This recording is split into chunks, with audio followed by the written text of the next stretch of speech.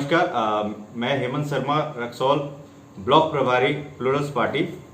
और आज ये प्रेस कॉन्फ्रेंस करने का एक अहम उद्देश्य है और रक्सौल की जनता को कई मुद्दे और अहम मुद्दे पर चर्चा करने की ज़रूरत है, जिसके लिए मैं अपने प्रत्याशी श्री कुंदन श्रीवास्तव जी को कहूँगा कि आपके सामने कुछ अपने मुद्दों को रखें और जो भी है जनता को जानने का हक है उसको वाकिफ़ करें, उनसे उसको वाकिफ़ करें। नमस्कार, मैं कुंदन श्रीवास्तव।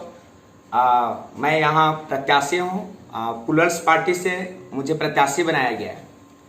जैसा कि मुझे लगता है मैं रक्सौल में अपने पूरे बचपन को बिताया है और रक्सौल के सभी समस्या से मैं खुद से महसूस कर चुका हूँ और भली बातें मैं वाकिफ़ हूँ कि क्या क्या समस्या है।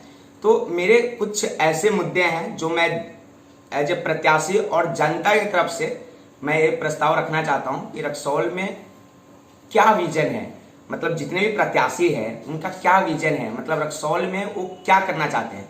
जैसा कि जो मुझे लगता है मेरे समस्या में कुछ महत्वपूर्ण पहलू हैं। जैसे मैंने पहले भी बोला था कि मुझे खेल का मैदान और पार्क का निर्माण कराना है रक्सौल में, क्योंकि किसी भी शहर में पार्क का होना बहुत मायने रखता है। वहाँ पे बच्चे या हमारे बुजुर्ग, हमारे घर के बुजुर्ग वहाँ जाते हैं और सुबह और शाम जाकर वहाँ पे कसरत, अभ्यास या खुले सांसें ले सकते हैं। तो मेरा ये सबसे पहला मुद्दा है, जो कुछ महत्वपूर्ण मुद्दे में ये मेरा मुद्दा है। दूसरा मेरा मुद्दा है कि रक्सौल चूंकि ये बॉर्डर इलाका है और यहाँ पे बहुत सारे मतलब घटनाएं पहले भी हो चुकी है और होती रही है। इसलिए मुझे लगता है कि रक्सौल को सीसीटीवी में कैप्चर करना चाहिए। पूरे रक्सौल के 25 वार्ड को, चौक चौराहे को सीसीटीवी में कैप्चर करना चाहिए, जिससे घर से बाहर निकलते हुए जो भी बच्चे हैं, ट्यूशन पढ़ने जाने वाले बच्चे या घर से कोई भी काम के लिए, रोजगार के लिए जाने वाले इंसान, उनको उनके साथ ऐसी कोई भी घटनाएं भविष्य में कुछ होती है तो पुलिस को बहुत आसानी हो जाएगी कि सीसीटीवी के कैप्चर और वीडियो के माध्यम से हम मुजरिम तक या आरोपी तक पहुंच सके। तीसरी जो मेरा मुद्दा है कि रक्सौल के बीच शहर में नहर है, बट नहर का कोई लाभ होता हुआ नहीं दिख रहा है। नहर का जो मेन उद्देश्य, मुख्य उद्देश्य होता है किसान के खेत तक जोड़ना और किसान के फसल में, कृषि के सिंचाई में उसमें उसका योगदान होना चाहिए। हमारे नहर इतने गंदे पड़े हुए हैं और नहर साफ सुथरा छोड़िए, उसमें पानी का भी बहुत गंदगी है और उससे प्रदूषण भी बढ़ रहे हैं, जल प्रदूषण बढ़ रहा है। तो जो मेरा मानना है कि नहर का सौंदर्यीकरण बहुत जरूरी है। अगर नहर का सौंदर्यीकरण हो जाएगा, अगर वहां पे शुद्ध पानी जाएंगे और जब उसमें किसान भी उसका प्रयोग करके और अच्छी तरह फसल उगा पाएंगे तो इससे दो फायदे होंगे। एक तो पानी का भी उसमें हम बहुत सारे चीज कर सकते हैं। जैसे हमारे यहाँ बिहार में छठ पूजा होता है, हम घाट पे छठ पूजा करते हैं। सिर्फ छठ पूजा के समय ही हम नदी और तालाब और नहर को साफ सफाई करते हैं, फिर बाद में गंदा पड़ता है। तो इससे दो फायदा होंगे, एक तो हमारे यहाँ कृषि में लाभ होगा और दूसरा कि जल प्रदूषण से हमारी उससे खत्म होगी। चौथा जो सबसे बड़ा समस्या है वो समस्या है कि रेलवे जो है, रेलवे के एक अलग तरफ उत्तर साइड में, रेलवे के उत्तर साइड में आपको 6-7 ऐसे मोहल्ले हैं जिसमें परिहुआ आता है, नया बस्ती राजेंद्र नगर आता है, टुमरिया टोला आता है, मिसर टोली, डंकन रोड, सुंदरपुर, ये सब इस एरिया के जितने भी लोग रहते हैं उनमें बहुत सारे मतलब वो बहुत चीज को महसूस कर रहे हैं, बहुत दिक्कत हो रही है, स्वास्थ्य हेल्थ से रिलेटेड प्रॉब्लम आ रही है। वहाँ क्लिंकर जो अनलोड होते हैं, क्लिंकर या धूल मिट्टी सीमेंट की ऐसी बहुत सारे मटेरियल्स है, पदार्थ हैं, वो अनलोड किए जाते हैं। इसकी वजह से क्या होता है कि घर घर में मिट्टी जाते हैं और धूल मिट्टी भरते हैं और लोगों के सांस लेने में भी तकलीफ होती है और फेफड़ा तक भी हो जाता है। तो हमारा उद्देश्य ये होना चाहिए, इतने सालों में जो हमारे जनप्रतिनिधि थे या जो मैं आऊंगा तो मैं चाहूंगा कि ये सब चीज खत्म कर दूं। उसके बाद जो सबसे बड़ी समस्या है वो ये है कि हमारे पास ओवरब्रिज नहीं है। अगर परिवहन अगर आप किसी भी, अगर आप 4 व्हीलर या 2 व्हीलर या 3 व्हीलर में फंस गए हैं तो वहां 1 से 1.5 घंटा भी लग जाता है मैक्सिमम। कभी कभी जब माल ट्रेन की सेंटिंग होती है तो वहां से कोई आदमी निकल नहीं पाता। अगर कोई ऐसी इमरजेंसी आपातकालीन सिचुएशन में, अवस्था में कोई आदमी वहां मरीज रहता है तो उसका वहां पे दम टूट सकता है। क्योंकि वहां पे 1-1.5 घंटा से भी ज्यादा लगते हैं। तो मेरा मानना है कि परिवा से लेकर जो परिवा वाला रोड है वहां पे भी ओवरब्रिज बनाया जाए, और जो इंडियन कस्टम है, नेपाली जो इंडियन कस्टम वाला रोड है वहां से भी, जो राजदंडी वाला रोड है वहां से भी एक ओवरब्रिज बनाया जाए। उसका शिलान्यास हो चुका है, पता नहीं कब हुआ है लेकिन उसका भी कोई निदान नहीं हुआ है। दूसरे उसके बाद मैं थोड़ा हेल्थ पे आऊंगा। हम लोग का एक प्लानिंग है कि हेल्थ से रिलेटेड, आपको पता है कि रक्सौल में मात्र एक विकल्प है, डंकन हॉस्पिटल। मैं चाहता हूं कि जब मेरी सरकार आएगी, जब मैं खुद यहाँ एमएलए बन के आऊंगा, तो मैं यहाँ पे वार्ड लेवल पे और पंचायत लेवल पे मोहल्ला क्लिनिक बनाऊंगा। जो मोहल्ला क्लिनिक होगा वो एक ऐसा विकल्प होगा कि प्राथमिक लेवल पे उपचार के लिए उसकी जरूरत पड़ेगी।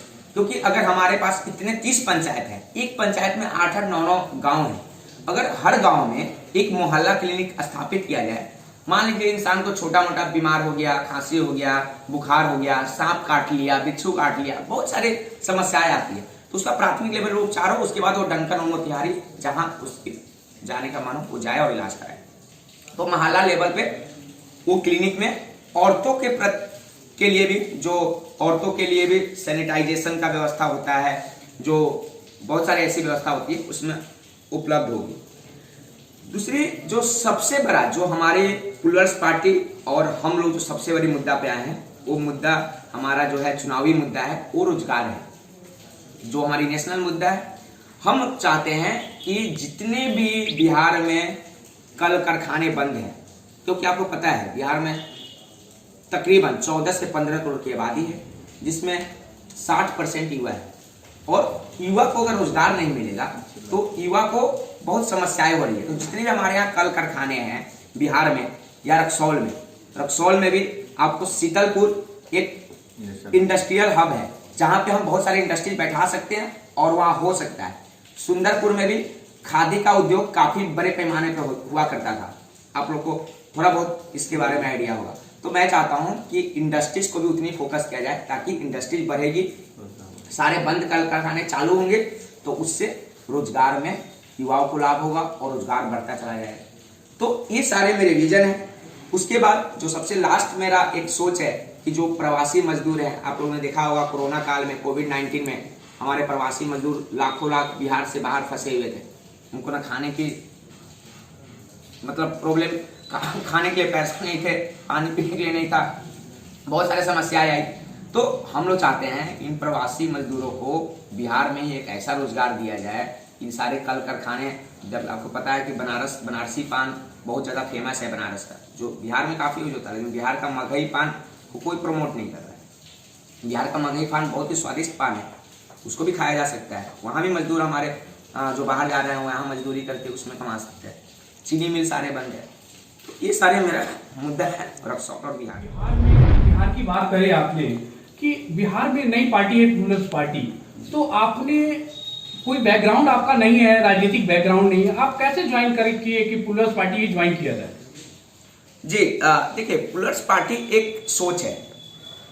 हम लोग, मैं एक युवा हूं, मैं किसी पार्टी से पहले एक सोच से जुड़ना पसंद करूंगा। एक ऐसी सोच जो क्रांति ला दे, एक ऐसी सोच जो बदलाव ला दे, शहर शहर का, गांव गांव, क्षेत्र क्षेत्र का बदलाव। और वो बदलाव कैसे आता है? जब शिक्षा और जोश और जुनून साथ मिलता।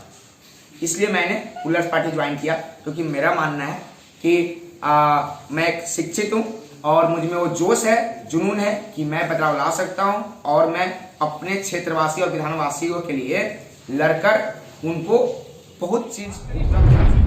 आप शिक्षा में क्या बदलाव लाएंगे बिहार में अगर आपकी पार्टी आती है सरकार में? तो जी, शिक्षा में सब कुछ बदलाव लाने की जरूरत है।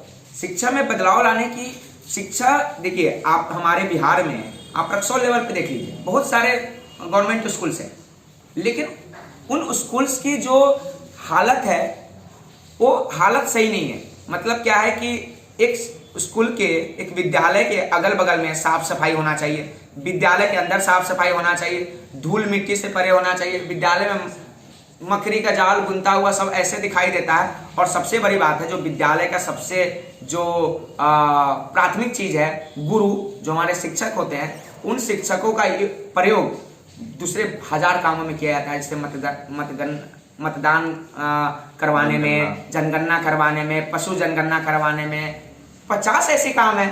शिक्षक का जो मुख्य उद्देश्य है, जिसके लिए सरकार उनकी भर्ती की है, वो है बच्चों को पढ़ाना। बच्चों को पढ़ाने के अलावा वो सब काम कर रहे हैं। अब एक इंसान है ना, वो भी इंसान है, वो क्या करेंगे? ऊपर से जो आदेश है वो काम कर रहे हैं। मेरी सरकार जो है शिक्षक का सिर्फ और सिर्फ इस्तेमाल बच्चों को शिक्षा देने के लिए करेगी, अपने आप खुद ब खुद। क्योंकि एक शिक्षक के पास 8 घंटा समय रहेगा और पूरे स्कूल में अगर 10 शिक्षक हैं, उसके पास 8 घंटे समय रहेगा, वो अपने आप शिक्षा का ग्रेजुएशन की बात है। अगर एक बंदा, कोई बच्चा अगर पढ़ता है, 3 साल ग्रेजुएशन होता है, और अगर वो यहाँ बिहार में अगर फॉर्म भरता है तो एवरेज एंड ऑल 4 से 5 साल उसको एक ग्रेजुएशन करने में लग जाता है। तो ये सारी चीज लूप होल्स हैं जहाँ हमें सुधार करना है, और इसी को और शिक्षकों को सुधारने की जरूरत है। बहुत रूट लेवल पे काम करेंगे और शिक्षा को 0 से लेकर के अपर लेवल तक पहुंचाना है कि प्राइवेट स्कूल्स और सरकारी स्कूल्स इक्वल लेवल पे आ जाएं। आपने हेल्थ की बात करी है, जो यहाँ हेल्थ आपने बताया कि वार्ड लेवल पे, प्रखंड लेवल पे और छोटे छोटे गांव में भी छोटी छोटी एक ये होंगे जिसमें हॉस्पिटल्स बनाए जाए छोटे छोटे। तो ये ऐसा तो नहीं है कोई अरविंद केजरीवाल के देखते हुए कि बहुत आपने अच्छा सवाल पूछा। एक्चुअली मैंने आपको पहले बताया था कि मैं देश से अलग दूसरे देश में भी जा चुका हूँ। तो दूसरे देश का ये मॉडल है। अरविंद केजरीवाल ने कोई नया आविष्कार नहीं किया था। अरविंद केजरीवाल ने वो मॉडल लाया जो डेवलप्ड कंट्रीज में। इसका मतलब आप इससे एग्री हैं? अच्छा है, ये बहुत अच्छा है, बहुत अच्छा है। और इससे प्राइमरी लेवल पे, पंचायत लेवल पे लोगों को बहुत लाभ मिलेगा। अच्छा, दूसरा एक चीज मैं पूछता हूँ, जैसे कि आप बताएंगे रोजगार की ये जो आपने बात करी और प्रवासी मजदूर के विषय में, दोनों में थोड़ी हमको प्रॉब्लम दिखाई दे रही है कि प्रवासी मजदूर जो आए थे काफी परेशान हुए थे। आज भी वो पोजीशन है कि उनको सही तरीके से काम नहीं मिल पा रहा है, रोजगार नहीं मिला है। इसकी वजह से वो बिहार छोड़ के फिर जाने के लिए तैयार हैं और जा भी रहे हैं, जो आप लोग देख पा रहे हैं। तो इसके विषय में आपको जैसे पता होगा, अभी काफी सुर्खियों में रहा है कि हमारी मैडम प्रेसिडेंट जितने भी कल कारखाना बंद है, बिहार का पड़ा हुआ है, चीनी मिल बंद है, वहां वो गई है। उन कारखानाओं को उन्होंने खुलवाया है, गेट उन्होंने विजिट किया है। सच्चाई ये है कि हमारे बिहार में बहुत सारे कल कारखाने हैं। मतलब आप मान सकते हैं कि 70-80% के तकरीबन कल कारखाना बंद है। अगर वो सारे खुल जाते हैं तो आपको पता है कि वो दूसरे राज्य के लोगों को नौकरी नहीं देंगे। किसी भी इंडस्ट्रीज का एक नियम होता है, उस नियम के अधीन वो अपने राज्य के लोगों को नौकरी देंगे। और जो लोग बाहर जाते हैं, पंजाब कमा रहे हैं, हमारे बिहार के मजदूर पंजाब और दिल्ली में कमा रहे हैं, वो उसी कल कारखाने में कमा रहे हैं, उनको उसी तरह के पैसे मिलते हैं, वो बिहार में मिलेगी। अभी इलेक्शन का समय है, जहां भी नेता और लोग आ रहे हैं, काफी भीड़ इकट्ठा हो रही है। ये तो पता है कोरोना काल है, तो काफी भीड़ हो रही है। इसके विषय में आप क्या कहना चाहते हैं? देखिए, बिहार की राजनीति कुछ ऐसी है, नेता जब कहीं भी जाते हैं तो हमारे यहाँ असल में नेताओं को कुछ ज़्यादा ही मान सम्मान दिया गया है। जबकि नेता, मेरा मानना है, वो राजा नहीं होते, वो जनता का सेवक होते हैं। और एक सेवक कहीं भी से गुजर जाए तो जरूरी नहीं कि उनपे इतना महत्व दिया जाए, उनके पीछे पूरा काफिला चले। मेरा मानना है, क्योंकि हमारी पार्टी का मानना है, मैं पिछले अपने मतलब इंटरव्यू में बोला था कि हमारी पार्टी का बहुत बड़ा उद्देश्य है कि वीआईपी कल्चर को खत्म कर देना। मतलब कि अगर एक विधायक किसी क्षेत्र से गुजर रहा है तो उसके पास कोई सिक्योरिटी की बात ना आए, वो एक नॉर्मल तरीके से वो घूमता हुआ अपने क्षेत्र में अपने जनताओं के पास जाकर बातचीत कर ले। तो यहाँ नेताओं का, जैसे अक्सर दूसरे राज्य में मैंने देखा है, वहाँ नेताओं के साथ ज्यादा, इसलिए विधायक के साथ ऐसा बिल्कुल नहीं होता। विधायक जी अपने खुद हाफ पैंट में आते हैं और मिल के चले जाते हैं। और विधानसभा 10 में आप काफी ज्यादा अभी सारे जगह जा रहे हैं, लोकल एरियाज में घूम रहे हैं आप, तो आपको क्या लग रहा है, आपका वोट का स्तर क्या है, किस लेवल तक है, जीतने की आशा पूरी है या क्या लग रहा है? जी, बिल्कुल मैं अपने आप को जीतता हुआ महसूस कर रहा हूँ। मुझे बहुत ज़्यादा जनाधार और जन सपोर्ट मिल रहा है। उसमें मतलब ज़्यादातर युवा वर्ग है, क्योंकि युवा ही हमारे राज्य का विकास चाहता है। और जो सबसे पहले मैं अभी सारे क्षेत्र में भ्रमण किया, मैंने सबसे ज़्यादा जो समस्या देखी वो देख रहा हूँ कि जो पंचायत और गांव के जो छोटे छोटे बच्चे हैं, गरीब के बच्चे हैं, उनमें वो शिक्षा नहीं ले पा रहे हैं, प्राप्त नहीं कर पा रहे हैं। और मेरा मानना है कि गरीब के बच्चे को भी शिक्षा प्राप्त करने का पूरा अधिकार है। ये हमारी मतलब यहाँ की राजनीतिक चाल है कि गरीब के बच्चों को ना पढ़ने दिया जाए और उन पर राज किया जाए। ये मैं नहीं होने दूंगा। मैं उनके लिए शिक्षा लेकर आऊँगा, चाहे छीन के लाना पड़े, लेकिन मैं उनको पूरी तरह शिक्षा दिलवाने में की कोशिश करूँगा।